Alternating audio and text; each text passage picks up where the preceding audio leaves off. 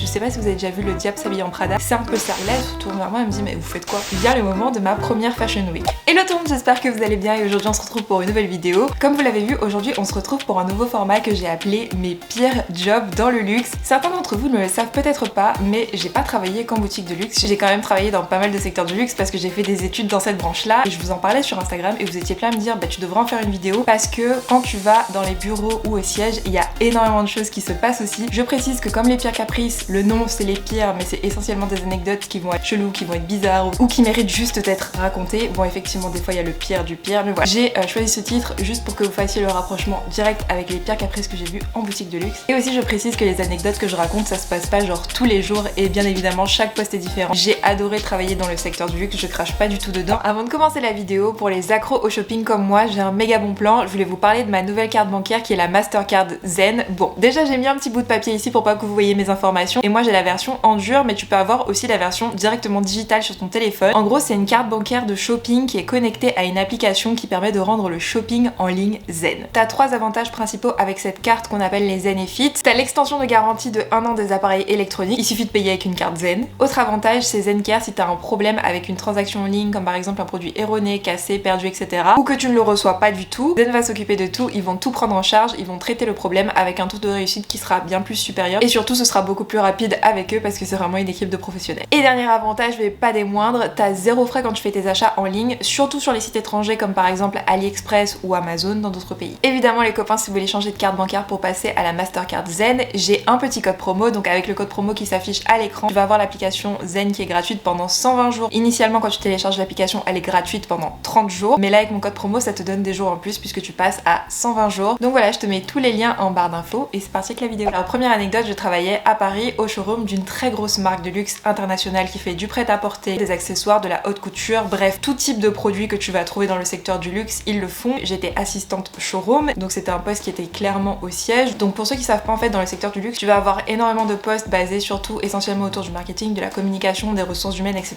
Et en général tous ces postes là sont localisés dans un grand siège. Là en l'occurrence c'était pas une marque française mais on avait la chance d'avoir un siège à Paris qui était quand même énormissime où dans ce siège il y avait aussi un showroom. Je vous donne plein de détails parce que je sais qu'il y a des personnes qui regardent les vidéos qui n'ont pas forcément toutes les connaissances dans la mode. Le showroom c'est là où vraiment la marque elle va entreposer toutes ses collections, les pièces phares etc. C'est essentiellement pour recevoir des acheteurs, ce sont les personnes qui sont chargées de sélectionner les collections que tu vas trouver en grand magasin, donc Printemps, Bon Marché etc. Bref, je travaillais donc pour cette grande enseigne de luxe au showroom et un truc à savoir c'est que pendant la Fashion Week au showroom c'est vraiment le rush. C'est le moment où les grosses collections sortent, c'est le moment où tous les articles sont implantés dans le showroom et moi mon poste il consistait à recevoir les collections, les implanter dans le showroom, envoyer aussi des pièces du showroom parisien dans les pays européens où était implanté le showroom, scanner, ranger les articles, aider les acheteurs quand ils viennent dans le showroom à se repérer, aider aussi les mannequins. Les mannequins cabines en fait ce sont les mannequins qui vont venir au showroom pour montrer aux acheteurs comment sont portées les tenues. Loïc Prigent a fait une vidéo extrêmement bien détaillée sur le métier de mannequin cabine chez Chanel. Il fallait être très concentré, il fallait être très minutieux parce que tu tapes par exemple mal le numéro d'un article, tu peux l'envoyer dans un pays totalement différent. On parle quand même de pièces qui valent des milliers d'euros. Vient le moment de ma première Fashion Week. On est à une semaine de la Fashion Week, on reçoit un appel du directeur artistique qui nous dit, qui rappelle toute la collection et qui nous envoie une toute nouvelle collection. Les directeurs artistiques dans le milieu de la mode et du luxe c'est vraiment des stars. Je sais pas si vous avez déjà vu Le Diable s'habille en Prada, c'est un peu ça. Tu reçois un coup de fil, genre tout le monde s'agit, tu sais c'était qui le coup de fil. Donc en fait ce qui s'est passé c'est qu'il était pas content de la collection et au dernier moment il nous a dit ok il refait toute la collection et il nous renvoie tout d'ici quelques jours. Et en fait une chose que je vous ai pas précisé c'est que les collections on devait nous les connaître du coup nous les assistants. Comme le showroom il est tellement blindé, les personnes normalement qui s'en occupent peuvent être occupées et si l'acheteur il vient nous voir on doit connaître quand même la collection, on doit connaître son code, on doit savoir combien il y en a etc. On s'est retrouvé à devoir réexpédier toute la collection, tout retirer du showroom etc. remettre dans les cartons et réimplanter une nouvelle collection, tout ça à une semaine de la Fashion Week et je peux vous dire que ça passe ultra vite. Je me rappelle que cette semaine là il y avait un jour férié et du coup le showroom avait dû rester ouvert toute la journée, on avait dû faire des heures sup, on était resté super tard le soir, on était venu le week-end etc. Et je précise que du coup si tu veux travailler dans le luxe c'est des choses qui vont probablement arriver. Pour travailler dans le luxe faut être quand même assez flexible, c'est pas la pire chose que j'ai vécue. Moi jusqu'à maintenant je trouve quand même que c'est une anecdote assez cool à raconter. J'ai une autre anecdote à vous raconter, bon là c'est en vente, ça reste quand même dans le cadre de la vidéo parce que là on va pas du tout parler des clients, on va vraiment parler du climat. C'était mon tout premier job dans le luxe, c'était la première fois que je mettais les pieds dans ce secteur là. Je travaillais dans une boutique de luxe sur les Champs-Élysées, j'ai mis vraiment les pieds dans le type de boutique vraiment les plus huppées. Pour ce poste là je travaillais vraiment pas pour longtemps, je crois pour 1 ou 2 mois, enfin j'étais vraiment pas là pour très longtemps. Et du coup moi je m'étais dit ça va être un poste sympa, j'avais déjà travaillé dans la vente mais j'avais pas encore travaillé dans le luxe. Et du coup j'arrive dans cette fameuse boutique dont je me présente à la responsable. Bon, la responsable elle était quand même assez froide. Je l'ai juste sentie un peu froide mais ça m'a pas mis un coup en me disant oh my god qu'est-ce qui s'est passé. Sans vouloir me vanter, j'ai toujours quand même été assez forte en vente. Toutes les fois où j'étais en vente, j'étais première vendeuse. La journée commence, viennent les premiers clients etc. Et à chaque fois qu'il y a des clients, je vois que tout le monde se jette dessus. Donc je me dis ok, c'est une boutique qui doit être assez compétitrice. Et j'arrive vraiment à faire aucune vente. Mais je me suis dit il doit y avoir énormément de clients réguliers. Donc je me dis bon, je laisse la première journée passer, la deuxième journée passe, pareil j'arrive à faire aucune vente. C'est pas genre j'ose pas aller vers le client, c'est que j'ai à peine fait un pas qu'il y a déjà quelqu'un devant lui. Je disais à peine bonjour à quelqu'un que soit il y avait une vendeuse qui me disait ah c'est mon client, soit il y avait la responsable qui me disait est-ce que vous pouvez aller faire telle chose, est-ce que vous pouvez aller faire ci, etc. Il y avait même une semaine où je me rappelle elle m'avait fait rester au sous-sol pour faire juste du steamage. Alors je sais que quand tu fais de la vente c'est des missions que tu dois faire, des fois tu dois mettre les étiquettes, des fois tu dois repasser les vêtements etc.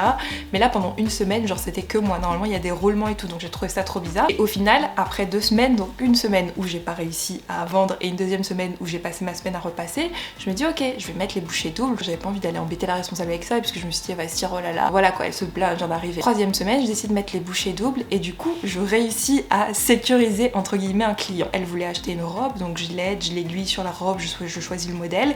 Au final elle me demande s'il n'y a pas d'autres couleurs donc moi je descends en réserve pour aller voir s'il y a d'autres couleurs. Et en fait ce moment là où je réussis à sécuriser la cliente, tout le monde est en pause déjeuner en fait. Ma responsable elle est en bas en pause déjeuner, les autres collègues sont partis dans les petits restaurants sur les champs. Je descends du coup pour chercher plusieurs robes et ma responsable elle me voit chercher les robes et là elle se tourne vers moi, elle me dit mais vous faites quoi? Je dis bah il y a une cliente en haut, je cherche des robes pour lui apporter. Elle pose sa fourchette, elle essuie sa bouche, elle se remet du maquillage, elle me prend les robes dans ma main, elle me dit je m'en occupe.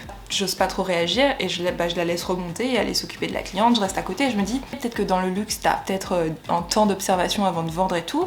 Et au final je prends mon courage à deux mains une fois qu'elle a fait sa vente puisque la dame elle a pris les 3 robes au final. Du coup je lui dis bah je comprends pas trop, j'ai jamais pu vendre, là j'allais vendre etc. Enfin je comprends pas ce qui se passe, est-ce que du coup j'ai une période d'observation? Elle me regarde et elle me dit dans ma boutique vous allez pas vendre. Et elle continue à faire ses trucs, je lui dis mais pourquoi? Elle me répond pas. Sûrement parce qu'elle savait que ce qu'elle faisait était illégal. Je finis par discuter avec les autres vendeuses qui elles étaient des vendeuses en CDI. Et je leur pose la question et je leur dis mais je comprends pas, moi je fais pas de vente, enfin, je trouve que même vous aussi des fois vous m'empêchez de vendre. Et je vois qu'elles sont toutes les deux mal à l'aise et elle me dit mais en fait c'est comme ça, enfin c'est comme ça qu'elle nous a briefé, elle laisse jamais vendre les saisonniers. Ce qu'elles m'ont expliqué c'est que ça la saoule quand il y a des nouveaux en fait des saisonniers qui sont là pour pas longtemps parce que du coup ça l'empêche de faire ses primes. En fait ce que j'ai compris après c'est que cette boutique là c'était pas la responsable qui recrutait, c'était le siège qui faisait du recrutement pendant les soldes, pendant les vacances, pendant l'été etc. Parce que il y a beaucoup plus d'affluence et elle ce que la responsable faisait dans le dos du siège c'est qu'elle empêchait les saisonniers que le siège fait venir en renfort pour vendre de vendre pour éviter qu'ils lui prennent sa com. Les missions de ce poste se sont résumées essentiellement à aller lui acheter ses cigarettes et son repas le midi. C'est la seule fois que ça m'est arrivé, c'est essentiellement ce que je faisais. Troisième anecdote, c'est dans un poste totalement différent. Je pense qu'il y a certains d'entre vous qui savent pas du tout que j'ai travaillé en recrutement. Oui, j'ai travaillé en recrutement dans le secteur du luxe, j'ai travaillé pour plusieurs cabinets de recrutement qui s'occupaient de faire du recrutement pour les marques de luxe. C'est pas la peine de me bombarder de messages, vous le faites déjà. Non, j'ai pas de contact malheureusement pour vous aiguiller. J'ai eu mon diplôme, ça fait quand même 2 ans. Alors en recrutement, je trouve que c'est beaucoup plus calme. C'est pas mal sous-estimé, mais c'est hyper agréable parce qu'en fait, ton métier consiste à parler. Et vous savez à quel point j'adore parler. Le secteur que j'ai préféré, c'était le recrutement. C'est super stressant quand tu passes un entretien,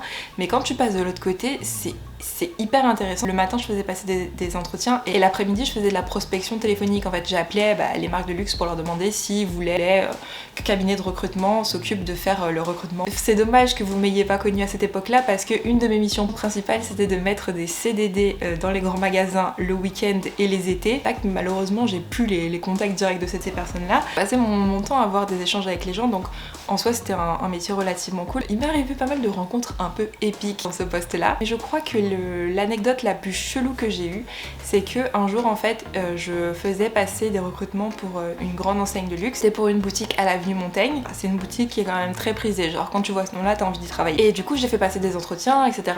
Après les entretiens je faisais une liste, une sélection par exemple de 3 ou 4 candidats que j'ai retenus et après je donnais cette sélection là à mon responsable et mon responsable décidait si oui ou non il les envoyait directement au siège chez la marque. J'avais reçu une candidate qui devait avoir mon âge à l'époque poste. Et l'entretien se passe pas hyper bien. Elle s'exprime pas très bien, elle a pas assez d'expérience. Et la présentation, ça allait pas. Enfin, déjà rien que pour l'entretien, tu dois être impeccable, genre tu dois avoir rien qui dépasse, tu dois pas avoir une tâche, etc.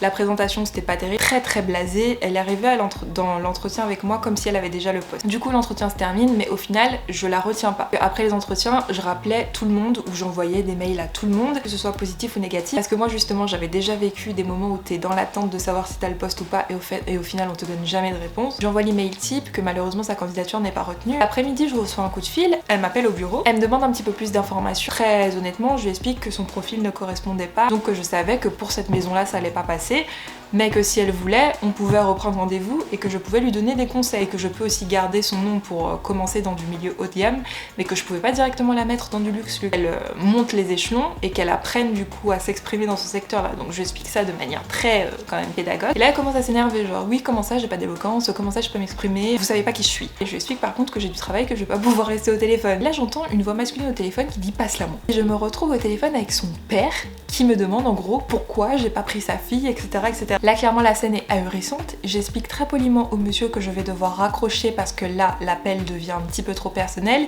et que j'avais un échange avec sa fille et non pas avec lui. On n'est pas à l'école, on est dans un cabinet de recrutement et que du coup il a pas à m'engueuler parce que j'embauche pas sa fille. Ah il commence à hurler et j'ai tout simplement raccroché. Mon téléphone il ressonne. Malheureusement sur ce téléphone je n'avais pas les numéros et le truc c'est que c'était un open space donc dès que le téléphone sonne je dois répondre. Je réponds au téléphone, le mec qui continue à m'embrouiller. Du coup je mute le téléphone et je laisse le mec gueuler tout seul. Donc en gros pour faire un résumé, il y a le père d'une candidate qui m'a appelé pour m'embrouiller parce que j'ai pas embauché sa fille pour une maison de luxe. Donc un conseil juste, que tu veux travailler dans le secteur du luxe, ne fais pas tes parents appeler le recruteur pour l'embrouiller parce qu'il t'a pas recruté. Parce que dans le secteur du travail, dès que tu as 18 ans, on te considère comme un adulte. On va te faire exécuter les mêmes tâches, voire même plus que quelqu'un qui a 40 ans. Donc voilà. Bon bah écoutez, c'était les premières anecdotes de ce format de vidéo. J'en ai volontairement pas fait beaucoup parce que déjà elles étaient longues, mais aussi parce que j'ai envie de voir comment prend la série si ça vous intéresse. Mais j'avais pas envie de vous noyer déjà avec plein d'anecdotes. Et si ça se trouve, ça vous intéresse pas du tout. Si ça vous plaît vraiment, bah je ferai une partie 2, 3, 4, etc. Donc n'hésitez pas à me mettre en commentaire si ce nouveau format de vidéo vous plaît. N'hésite pas à liker la vidéo, à t'abonner à la chaîne, à me suivre sur Instagram, à me suivre également sur TikTok. N'oublie pas non plus que je t'ai mis toutes les informations concernant la carte Mastercard Zen en barre d'infos. Quant à moi, je vous fais plein de gros bisous et je vous dis à la prochaine pour une nouvelle vidéo.